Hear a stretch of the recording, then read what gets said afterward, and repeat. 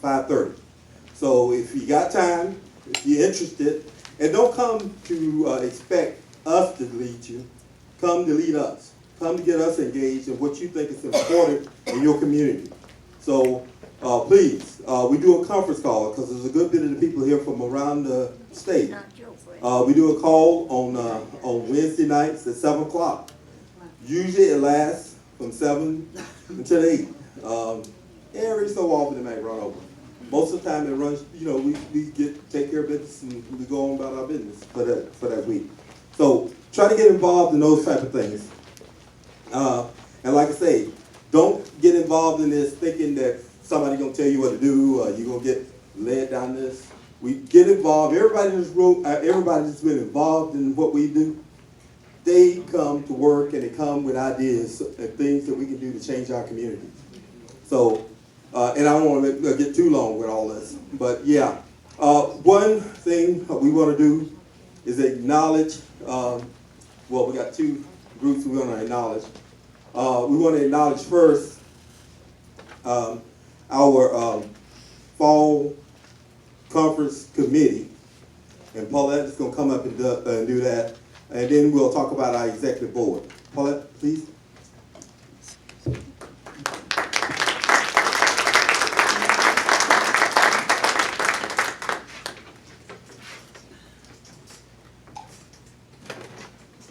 Good evening, everyone. Good evening. What an exciting conference. Have you had a good time? On our planning committee, as I call your name, would you please stand and remain standing until I have called all the committee members' names. First, we have Millie Anderson. Millie, if you would please stand. The co-chair. And we have Susan Smith, the co-chair. I don't know if Susan is here. She wasn't able. Okay. Ellen Guntz. Lawrence Moore. Lucero. Nisa? Mesa, I'm sorry. We have Pete LaBerge. Ellen Cooper. Lucia.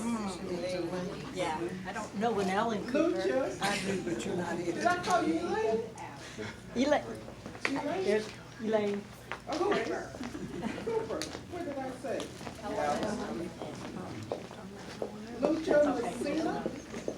Lucia, yeah, she wasn't able either. Lucia's Okay. a Greenville. And myself. So would you give us a round of applause?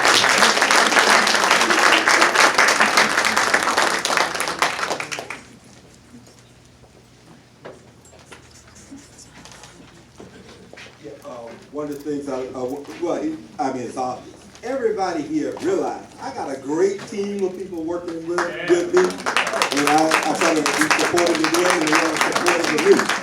So, and we made this happen because, when we did the thing at the convention back in April, we had a meet and greet, and it went so well. People from all over the states was in there. They had a ball. So we need to do this again, and then it's what everybody kept saying. So yeah, let's do a fall meeting, and we decided to put this together and create a conference and everything. So yeah, I'm real proud of all the work we've done. Like I say, we had some volunteers along with the committee. So people like Phyllis McQueen here, her husband Steve McQueen, I have a ball with, because you got a famous name like Steve McQueen. Hey, Steve McQueen.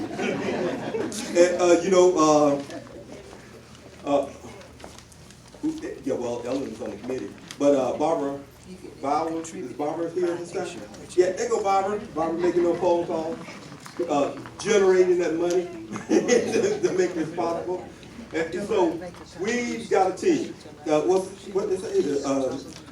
The teamwork. Make the dream work. There you go. I'm gonna make it quick. I'm gonna invite our co-chair, Lucero, Messi. Come on. Hey, we'll get together. Lucero, two minutes.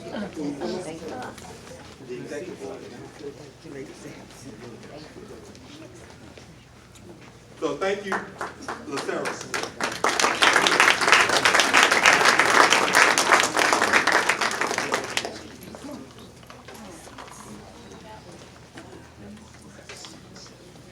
Wow.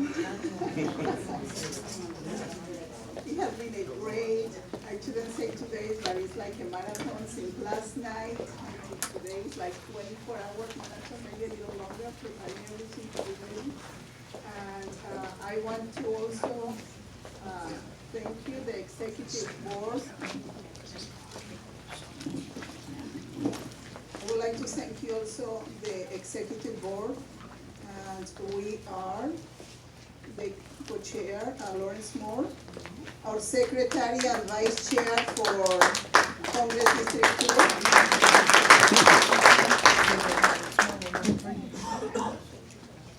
And Deborah Adams, our vice chair for District 7. And Lucia Messina is not here, but she's from District 4. The goal is to have a vice chair for every electoral district, so if somebody wants to volunteer, let us know. So we are still missing 4. Right. We have 3, yes. And Oh, Elaine, the most important, the treasurer.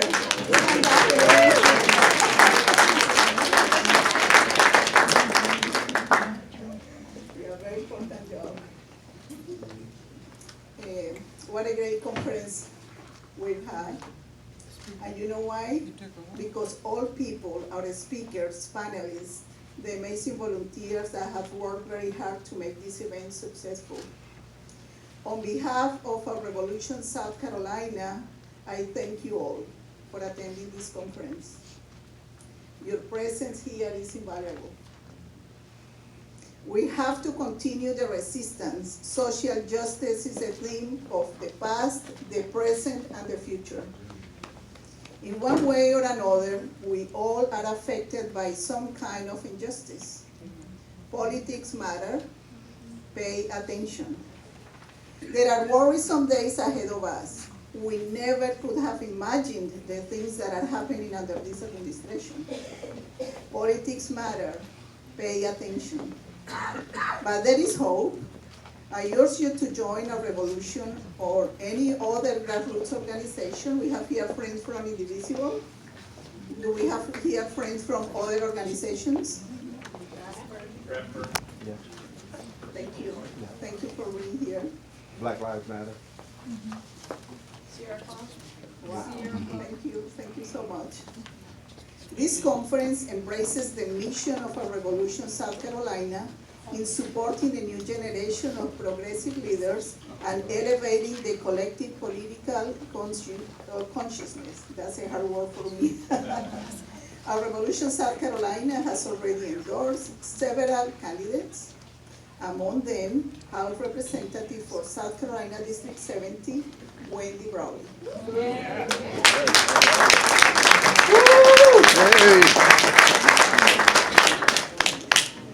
While campaigning for Senator Sanders, I met amazing people.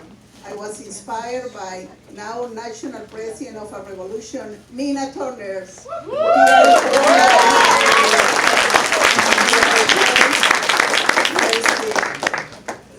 And had also the good fortune to meet Representative Brawley. Representative Wendy Brawley was elected to the South Carolina House of Representatives, District 70, in June 2017 in a special election to fill the unexpired term of the late Representative Joy Mills.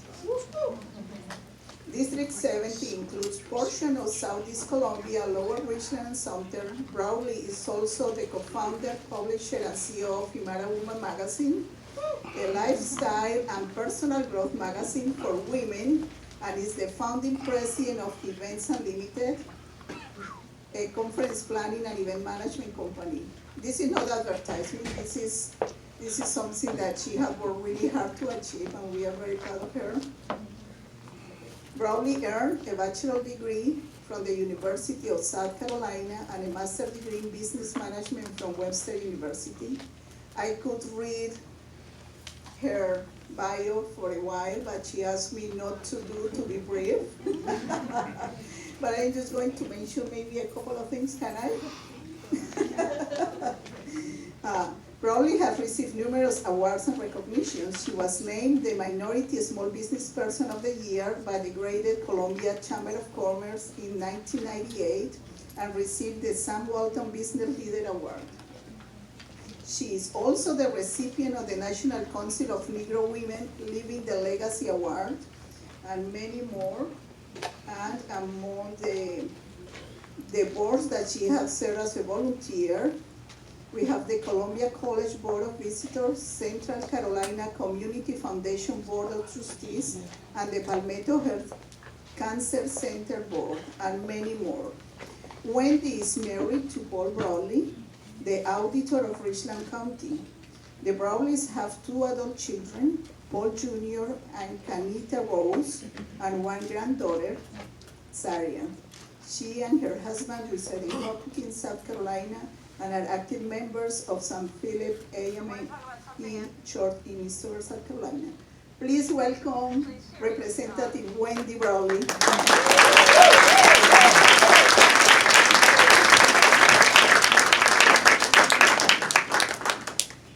Woo, good evening again. I have the pleasure of introducing our speaker. I have a great bio. I'm going to share some of that information with you, but then I'm going to tell you what I know about her on a personal level, because we've met before. Don't read the Bible. I promise I won't read all of it. Okay. I'm going to read a little bit of it, because it's worthy. It's worthy. Nina Turner is the oldest of 7 children from a single-parent home. She was inspired by her grandmother, we have that in common, Nina, to believe that with an education, all things are possible. She worked her way through college, earned a master's degree from Cleveland State University. Following graduation, she worked in her community as a legislative aide, then in the mayor of cabinet for Cleveland, and then in Cleveland council member, and finally as a state senator for the state of Ohio. I'm going to then depart from the bio just a bit, because you've seen Nina on TV. She's a bit outspoken, isn't she? And I don't know about you, but you can't have a revolution if you're quiet. Come on. So I appreciate her always speaking truth to power.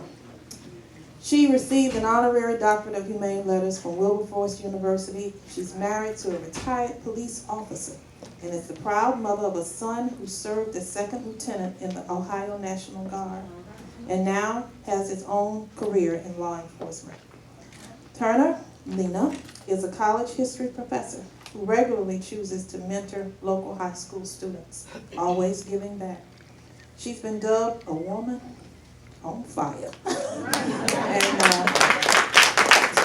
she is also now the leader of our revolution. I met Nina personally back in 2016 when she came to speak at our leadership summit. And she rocked the house, y'all. She really did. All I can tell you is that this organization is in good hands with Nina at the helm. Please allow me to welcome to the stage Nina Turner.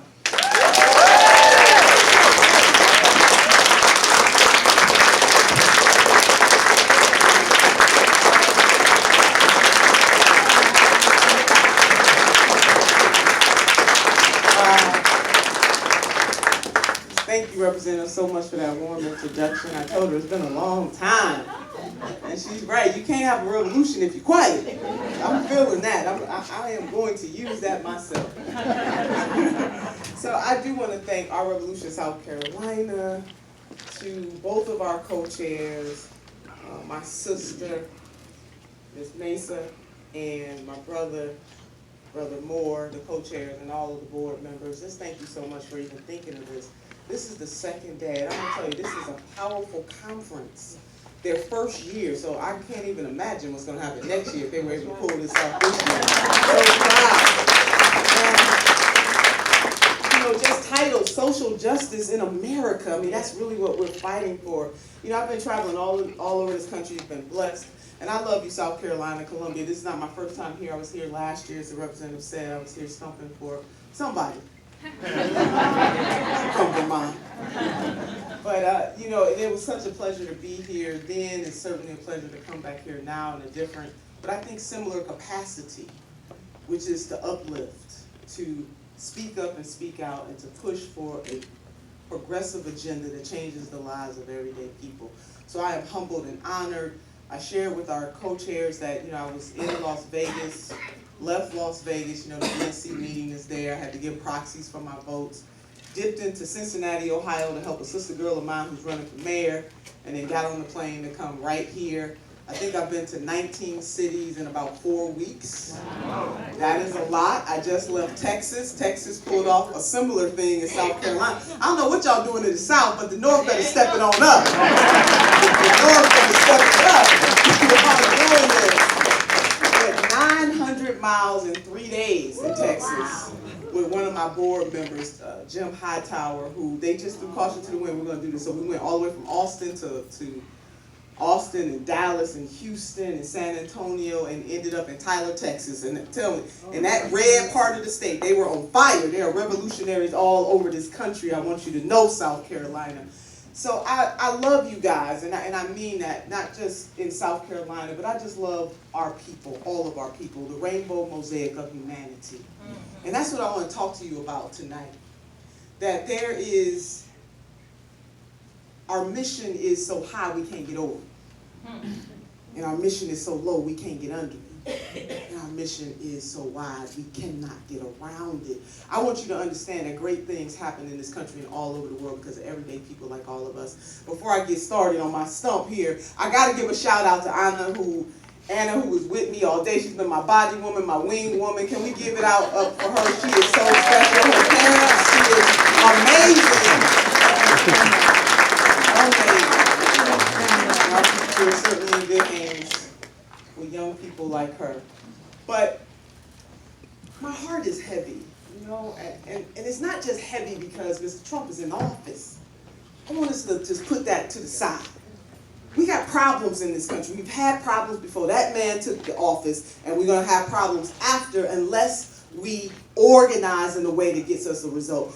In the candidates training this afternoon, I don't know if the brother is here, but he brought up a very important point when he talked about repeal and replace. And he said, you know, I wouldn't have so much of a problem with Republicans trying to repeal the Affordable Care Act if they had something better to replace it with. And he was linking that to the fact that I made a statement in that workshop that the problems that plague us in this country is bigger than one man in the White House. You see, I'm a spiritual woman. I had to go to church 8 days a week. That's how my mama rolled. I mean, you had to go to church 8 days a week. We couldn't go to the mall. You couldn't go to the movies. You couldn't do nothing. Can I get some amens on that? Anybody know what I'm talking about? You couldn't do nothing. And so my spirituality, not just religion, because, you know, we got atheists, we got Buddhists, Muslims, you know, people come from all backgrounds, so this is not about a religion to bludgeon people to death. I'm talking to you about my experience. My experience informs me that the creator of this universe is bigger than any one man and any one woman, and we can't be down and out about whoever's in the White House because it is really up to us. The change comes from us, and we are being reminded that we got work left undone. And if the election of Mr. Trump didn't shake it up, I'm still waiting on Rod Serling from Twilight Zone to come on out. I swear. Or my brother Ashton Kutcher, remember he had a show called Punk? You know, I'm just waiting on him to come out and say, y'all, this is messed up. You know, but it really is up to us. And I do believe that the creator of the universe works through people. And we are the people that he is working through. And so whatever you believe, whether it's God or a higher purpose, a higher